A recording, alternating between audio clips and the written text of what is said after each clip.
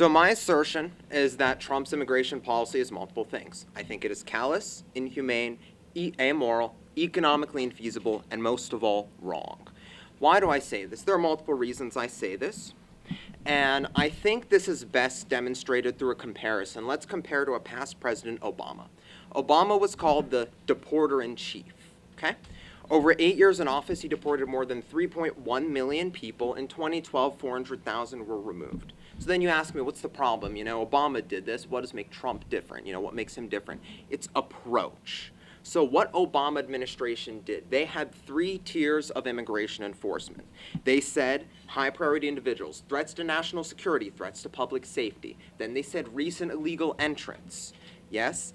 And so they had those 3 tiers, the threats to security, the threats to safety, the illegal entrants. Trump administration, both of them, particularly 2, but also 1, just said anybody. We're not classifying by how bad the felony was that they committed. We're not classifying by whether they shoplifted or anything else that they did. We will just deport them en masse. And so Obama targeted people who posed a threat. Trump didn't. And so Trump, in 2019, his peak was 269,000. In the first 9 months, we're not even through a year, 220,000 people have been deported. What does Trump's immigration policy encompass? I've got some facts here to explain this to you. He promised to conduct the largest deportation program of criminals in the history of America. He promised criminals. He said, we're just going after rapists and criminals. Well, statistics came out from NBC just 2 days ago, conveniently. 75,000 people without a criminal record have been deported. That is 1/3 of the people deported. We also do not know Border Patrol, which has been sent into cities, has been sent to the border to deport people. We do not know how many people they have deported either, so that's excluded. And so the entire policy, in my opinion, is inhumane, horrible, and infeasible. Why? Immigration is being painted as an invasion. How is people coming across the border an invasion? I do not know. It is being said that every single immigrant ever is a criminal. At least that's the way it feels to me, that everybody coming across the border has bad intentions. I do not feel that way. What is being done is that there was an attempt to suspend the entry of immigrants to the border, which was blocked by a judge, and a national emergency declared at the southern border. Refugee admissions were stopped. All immigrants who are undocumented are subject to criminal charges and deportation. We went from under Biden and Obama, catch and release. We catch them, we release them until their trial, and then if they're said that they're fit for deportation, they're deported. We catch them and we put them in detainee centers. So what has gone on is this policy of let's deport as many people as possible, regardless of whether they're criminals or not. I am not denying that it is not a good thing to come into this country legally. What I'm saying is there is a difference between feasibility and the reality of the situation. There is a difference between saying, yes, I would love in my heart of hearts to deport all these people if the fact that A, they weren't people, B, many of these people came into the country simply seeking a better life or were held down by an immigration system which made it very difficult for them to immigrate in here legally, you know? And so what you look at is in these detainee centers, I'll give you a quote here, you know, in these detainee centers, these detention centers, overcrowding has resulted in dire and inhumane conditions. A Massachusetts ICE field office used a windowless room as a holding area packed with 35 to 40 men who had to share one toilet without privacy and sleep head to toe on the concrete floors. At Chrome Service Processing Center in Florida, people were forced to sleep on the floor and given a cup of rice and a glass of water a day. ICE is refusing to give people enough food in some facilities and provides rotten food at other facilities. Goes on to describe diseases, deaths, medical neglect, sick detainees, etc. This is from American Immigration Council. 23 people have died in the detention this year. Moreover, people who are detained after their detainments are being deported to countries not of their origin. What have we had? We have had a deal with El Salvador where we will deport supposed gang members, including Kilmar Abrego Garcia, which I still see no evidence actual that he was a gang member or that he did commit a crime confirmed, and these people, other than Garcia as well, I saw a smile on your face, not just Garcia, are being deported to CCOT. What is CCOT? CCOT is an inhumane prison in which people are subjected to constant abuses and are basically treated like human trash. They are being deported to this foreign country, which they are not of origin. Let me stress, they are not from El Salvador. They are from Venezuela and other countries, and they're deported there and put into prison, some of which were not even criminals. And let me finish with the fact that briefly, once again, these people are also deported to other countries not of their origin, including war-torn and genocide-filled South Sudan. 8 people were deported there. Gotta cut you off there, Boris. Thank you very much. Before I give Luke a chance for rebuttal, you talked about, you use words like approach, invasion, and stuff like that. Could you summarize in maybe a sentence or two the approach change that you would like? So what I would do, like if I were president, like yes. A few things you said, Yes. like, Obama did this, Biden did this, Yes. Trump did this. What would be your overall approach to immigration in roughly a sentence or two? I would focus on present proactive enforcement by A, strengthening the southern border now, B, focusing on making legal immigration easier and reforming the system, and C, not wasting billions on deporting people who are not criminals. Yep. So as you said, Obama did deport over 3 million individuals during his time in office, and Trump is on pace for 600,000 this year. And so far, 75,000 of those are illegals that you said had no criminal record. But you also said that they were illegal immigrants, right? If they're immigrating illegally, they're committing a crime in doing that. That's a criminal record right there. That alone is a criminal action. So in saying that they're not criminals, that's completely false inherently because they are illegally entering.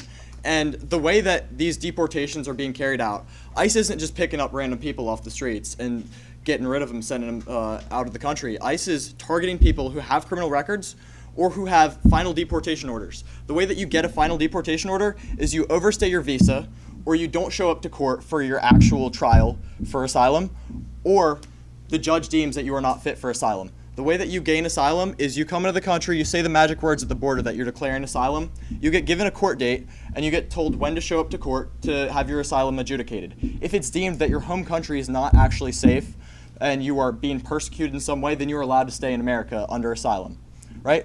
90% of the people who declare asylum or declared asylum during Biden's 4 years in office, 90% of them, their cases were deemed invalid and they were not actually eligible for asylum. So what's interesting here is that only 10% of those who are declaring asylum get to stay in the country. When Biden was in office, he let in all of them and allowed them to stay in America. In the first term of Trump's presidency, he had the Remain in Mexico policy, where anybody declaring asylum would wait in Mexico until their trial is adjudicated and is determined whether they gain asylum or not. If they do gain asylum, then they're allowed into the country. If they don't, they stay in Mexico or go back to their home country. So a lot of the folks that are being deported now under Trump's administration are folks who came in during Biden's administration and just didn't show up for court because they knew they weren't going to get asylum because they didn't actually have eligibility, or a lot of folks who actually were deemed in court that they didn't. So what's interesting enough about this is, 1.6 million people have voluntarily left or self-deported during Trump's first year in office. 1.6 million. The fact that they're self-deporting seems to indicate that they know that they don't actually have a valid case for asylum. 1.6 million of these people came in knowing that they were trying to cheat the system through declaring asylum when they didn't actually have eligibility, and now they're leaving because they know that they cheated the system. It's completely false to say that 75,000 non-criminals have been rounded up because they have criminal actions by entering the country illegally. And what's interesting is 500,000 more this year are actually criminals who have committed felonies and violent crimes that are getting sent out. There are a ton of wonderful immigrants in our country, and our country was built on immigrants. But our country was built on legal immigration, people who come in through our naturalization process and become actual citizens and contribute. There are plenty of folks who come in and immigrate the right way, or they declare asylum when they actually have eligibility for asylum. And that's absolutely wonderful, and we should be expanding all of that. But at the same time, we need to get rid of the people who tried to cheat the system, who commit crimes in our country, and who have not been properly vetted or given judicial confirmation to stay here. So additionally, so if we think about justice, right? We're a nation of law and order and liberty and justice. If we don't stick to our criminal codes that dictate that people have to immigrate through our legal means and methods, then we're not following our own laws. If we're not enforcing our laws, then what power do our laws have over us? If we're not enforcing illegal immigration, why would we enforce other misdemeanors like shoplifting or petty crime? If we don't enforce the small crimes, why would we have a reason to enforce the big crimes? Every single piece of legislation that we have is written down and codified, and that is why we enforce them. If we start to just ignore our laws and just let anybody in and not deport the people who cheat the system, then we're encouraging and allowing people to come in and cheat the system. If we're not enforcing the system, then we're not using it. Additionally, if we look, 1.6 million voluntarily left, right? So these 1.6 million, they know they're not here, that they're not supposed to be here, right? So, shucks, one moment, sorry. Got to look at the notes, Doc. So that was according to DHS. Kilmar Abrego Garcia, that's what I was looking at. Kilmar Abrego Garcia, he was considered a Maryland man by the media, right? He was a guy from Maryland who was picked up by the Trump administration and deported to El Salvador because it was deemed that he had gang affiliations and whatnot. And initially the news said that he had done no crime. Actually, he had committed human trafficking, and he was sent to El Salvador initially, and then he was brought back after the Senate pleaded for him to be brought back. He faced an actual trial. He was deported to Africa because he chose the country in Africa he was getting deported to. All right, we're going to switch real quick now. Now we're going to switch gears where, Luke, you get 5 minutes here to address your issue, which appears to be abortion abolition. All right, Luke will get 5, Boris will get 5, and then we'll open it up to you guys. All right, give me 1 second here. All right. All right, you start the timer yet? Yeah, all right, whenever you're ready. so, All right, I'm going to start out pretty harshly. Abortion was founded on white supremacy. Abortion is rooted deeply in racism. Margaret Sanger, the founder of Planned Parenthood, she was tied to the KKK. She gave speeches at KKK rallies, and she designed abortion as a form of eugenics. Margaret Sanger, the founder of Planned Parenthood, she hated black people. She hated the disabled. She hated people with any sort of physical deformity. She said that she was trying, through Planned Parenthood, birth control, and expanded abortion, to eradicate the black population of America. She set up Planned Parenthoods in low-income minority communities across our country. She targeted the black community particularly and tried to control their population growth through abortion. In the 50 years since Roe v. Wade in the 1970s, we have had 63 million abortions in the United States. 63 million. That's more than the population of California and Maryland combined. Right? 63 million people that would be alive today if they were not unjustly murdered in their mother's wombs. And out of those 63 million, 20 million of them are black. 20 million. For context, about 10% of our nation's population is black, but about half of the abortions, or a third of the abortions, are black, right? That's over 3 times the proportionate quantities. So, in essence, abortion has worked in Margaret Sanger's way of controlling the black population. It is absolutely propagated white supremacy through targeting minority communities and keeping them down, keeping these people from having a growing population and expanding and thriving. We are killing our youth with abortion, and it is completely unjustifiable. Now, of course, abortion itself is murder. If we look at it, from the moment of conception, is not just an embryo, not just a fetus, it's a human, right? Amen. Because if you look at it, every single fetus, embryo, baby, unborn baby, has unique DNA, right? It does not have the same exact DNA of the mother. It does not have the same exact DNA of the father. It's its own unique creature growing inside of the mother. It's its own unique human being, right? So every single human being is given life, liberty, and the pursuit of happiness, unalienable rights in our country. Why would we immediately deprive them of life, right? A lot of people say, oh, I'm pro-choice, I support the mother's right to choose whether to abort their child or not. I support the child's right to life more than the mother's right to choose, because life, liberty, and the pursuit of happiness is not the choice to kill a child. From the moment of conception, that is a child, is a unique being. A lot of folks will say, well, that child can't live by itself out of the mother's womb at an early age. If you were 3 years old and your mother left you at the grocery store, you would not be able to survive past that, right? Any child needs to have parental support to grow up anyway, and that's outside of the womb even. Even outside of the womb, children cannot sustain themselves without parental help. So the argument that any child would be not able to survive outside of the womb is completely irrelevant, because any child outside of the womb already that's born wouldn't be able to survive without parental help. So, first of all, any human being should not be killed under any circumstances, right? Now, of course, there are a lot of cases that are a little trickier with abortion, such as rape, incest, or cases of ectopic pregnancy or other medical issues where it may endanger the life of the mother. Those make up such a small margin, it is less than 1% of abortions committed are in those cases, right? So less than 1% of those cases are the exceptions, right? Out of 63 million. So the vast majority of our abortions in America are abortion on demand, where somebody doesn't feel like they're ready for a child. They don't want a child. For whatever circumstances, they want to get rid of their child.